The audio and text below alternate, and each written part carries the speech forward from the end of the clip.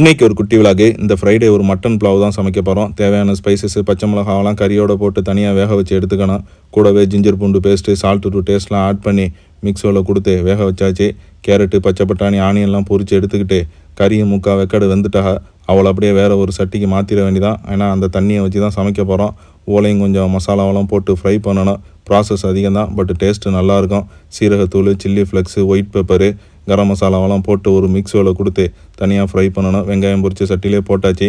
ஏன்பா நீங்கள் வெஜ்ஜெல்லாம் சாப்பிட மாட்டீங்களா, நான்வெஜ்ஜே போடுறீங்களே அப்படின்னு கேட்குறீங்க. மோர் குழம்புண்டு ஒரு வீடியோ போட்டேன். 3 மாதமாக முக்கிக்கிட்டு கிடந்துச்சு. மோர் குழம்போடு சேர்த்து சிக்கன் ஃப்ரை போட்டேன். அது ஒரு பக்கம் ஓடிக்கிட்டு இருக்கு. நான்வெஜ் இருந்தால் தான் நீங்களே பார்க்குறீங்களோ, நான் மட்டும் என்ன பண்ணுறது.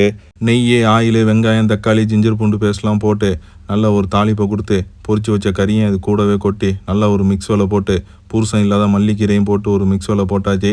எல்லா பச்சை வாடையும் போனதுக்கப்புறம் கறி வேக வச்ச தண்ணி இருக்குது, அவ்வளோ ஊற்றி விட்டு ஒரு 10 நிமிஷம் வச்சாக்கா நல்லா ஒலை கொதித்து வந்துடுவாங்க. ஊற வச்ச அரிசியை போட்டு விட வேண்டியதான்.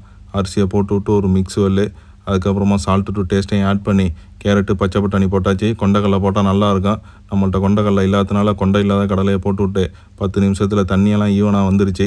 பச்சை மிளகா, பொரிச்ச வெங்காயம் எல்லாத்தையும் போட்டு தம்மை போட்டு விட்டு பள்ளிக்கு போய் தொழுதுட்டு வந்துட்டு தக்கூசு ரெடி பண்ண வேண்டியதான். தக்கூசை ரெடி பண்ணிவிட்டு தம்மை உடைக்கணும். தக்காளி, கேப்சிகம், வெங்காயம், பச்சை மிளகா, மல்லி, பூண்டு எல்லாத்தையும் போட்டு ஒரு அரைக்கணும். சில்லி ஃப்ளெக்ஸு கொஞ்சம் ஆட் பண்ணி சால்ட்டு டூ டேஸ்ட்டையும் போட்டு அரைச்சி சாஸு ரெடி. தம்மு உடைக்க வேண்டியதான். அடுக்கு தம்மு நல்லா பிஸ்மி சொல்லி ஒரு கிண்டுனாக்கா சூப்பராக இருக்குது. பார்க்கவே நல்லா இருக்குது. டிஃப்ரெண்ட்டாக டேஸ்ட்டும் சும்மா அப்படி தான் இருக்கும். ரூமுக்கு தூக்கிட்டு வந்தாச்சு. தட்டை நிறையா கறியும் சோறுமா வச்சு சும்மா இருக்குன்னு இருக்க வேண்டியதான். தக்கூசு ஜாரோடு வந்துருச்சு. ஆளுக்கு ஒரு கரண்டி இட்லி மாவு ஊற்றுற மாதிரி ஊற்றி விட்டாச்சு. தக்கூசு மட்டனையும் சேர்த்து பிணைஞ்சி சும்மா இருக்குன்னு இறுக்கி விட்டு சாப்பிட்டதுக்கு அதுக்குமா சீரக தண்ணி ஒரு கிளாஸை குடிச்சு முடிச்சாச்சு. மீண்டும் வேறு ஒரு வீடியோவில் சந்திப்போம். பாய்.